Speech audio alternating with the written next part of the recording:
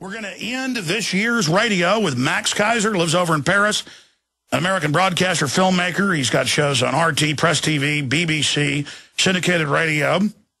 MaxKeiser.com is his website. And he was, of course, before he retired, a successful stockbroker and inventor of virtual trading systems used on many stock markets today.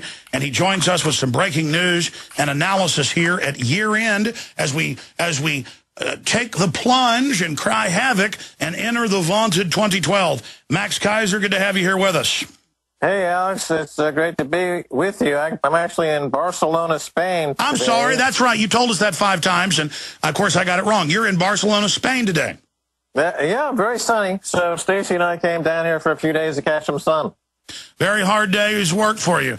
Now, continuing, sir, with your analysis, what do you make of what's going on in the world? Well, a couple of trends that I wanted to bring to your attention we've been talking about on your show for a couple of years that are now coming to fruition. One is that starting in January of next year in Chicago, there's a new exchange that's been approved called NADEX, N-A-D-E-X. Markets, trade, and political predictions. You've said this forever. Here it is from USA Today. Yeah, so people are going to start to trade politicians that are as securities. And the reason this is important is because, of course, all securities markets are manipulated. For example, the in-trade market in Dublin has Mitt Romney with a 75% probability of winning the Republican nomination. And that creates a fake feedback loop, obviously, and allows them to game it and pump value into it, which is basically another fraud. Exactly right. And now this is going to become a much bigger market because this new CFTC-regulated NADEX in Chicago will be a multi-hundred-billion-dollar market. We already know that is fraud. Back in the 2008 campaign, John McCain was manipulating the in-trade contract in Dublin in his favor. And then they'll say, we've got to have Mitt Romney or whoever be elected because hundreds of billions are invested. It's too big to fail. So now everybody's got a domino effect or snowball pile on to whoever the scammers say. That's like 10 years ago when they said they were going to trade on terror attacks. Well, of course, then they get to stage them themselves. Well, that's another point. The terror attacks was the policy analysis market that John Poindexter at the Pentagon was trying to put in place based on my technology, the virtual specialist technology. But they had such an outcry against it that they banned it. Now, flash forward a couple of years, and Cantor Fitzgerald, who bought my technology, they tried to launch Cantor Exchange to trade box office futures. But the Motion Picture Association of America got the Congress to ban the concept of box office futures exchange because they had a lot of emails from people who were threatening to injure or to kill talent that was trading on the box office futures exchange. And so the MPAA, to defend their constituency of stars in Hollywood, got Congress. That's right. One mafia figured out the bigger mafia was going to use this to take them over. Right. But what's funny is that there's no such protection for American politicians. So the assassination risk is quite high. People who are short politicians will want to, do injury to them to make money on this new NADEX market. But it was considered not much of a problem as a Hollywood star being injured. So it shows you where America's values are.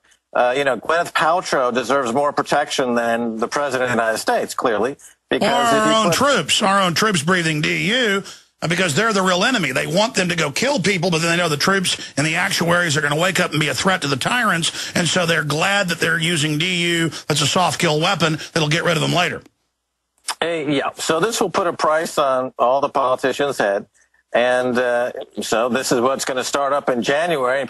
And when you get into the next election cycle, because it'll be obvious that there's massive fraud in terms of the misuse of these new securities markets brought to you by the same people who are not regulated anything going on Wall Street. And this is pure betting, just like who's going to win, the Redskins, the Cowboys, the 49ers, or the Steelers. I mean, this is just pure gambling. Well, gambling plus derivative markets. So you'll be able to leverage your bet. If you put on $1 million bet, you can leverage that to $10 million or $100 million. And then they run the government so it's too big to fail, so it's gambling with our money and our future.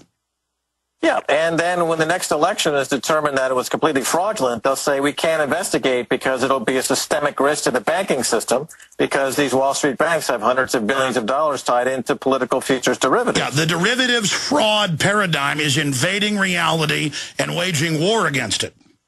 Right, and it's now in the very machinations of the voting and political system. The democratic systems of America have been securitized, financialized, and turned into derivatives. And this is all starting up in January. It's a huge multi-billion-dollar trading platform in Chicago, regulated, or I should say not regulated, by the CFTC and the CME, the same people who completely missed the MF Global scandal and all the other scandals that came before it. And this is really combining the two worst elements of American society, graft in Washington and fraud on Wall Street. And by the way, when you say miss it, most of the regulators that's now come out actually got money in the pocket from MF Global. I mean, they missed it, you know, like somebody walking up and punching you in the nose missed it. They know exactly what they're doing. It's just they're getting so bold now, Max.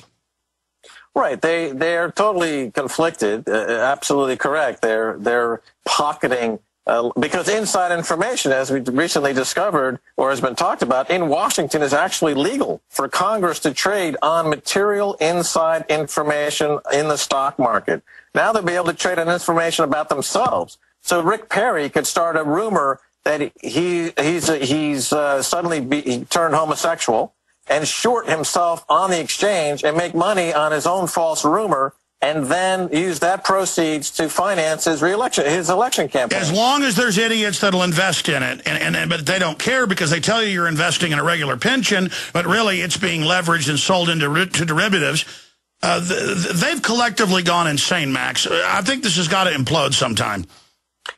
Well, they're finding new ways to get deeper into the daily lives of the average American who is now going to be confronted with a decision to make when they go to the polling station. Do they vote their pocketbook, as they've been speculating for the past 12 months in the derivatives political futures markets, or do they vote their conscience? And what we've discovered is that more and more people, because they're so far in debt, of course, are going to vote their pocketbook as a way to get out of debt. And this is yet another way to separate America from its identity as something relating to the Constitution. And again, it's all done through fractional or fiat money changing.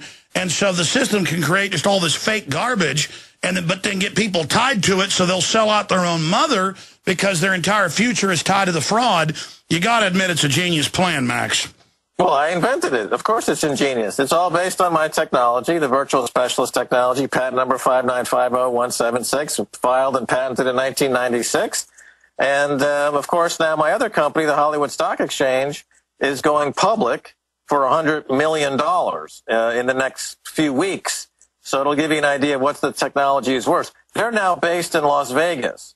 So they're going to start trading a whole betting scam based on a pure betting, Vegas style, on that technology, and that's going to be going forward now in the next few weeks as well. So the casino gulag model that I've been talking about for a couple of years is coming into fruition on the political front, the entertainment front, the gambling front, because Obama has let it be known that he now favors passage of bill that will allow online gambling. That's the big one as far as I can see it, because this will mean that all these people glued to their iPhones and iPads and online Farmville stimulated gaming platforms will be gambling now with real money, and this will be the only job left in America. And they don't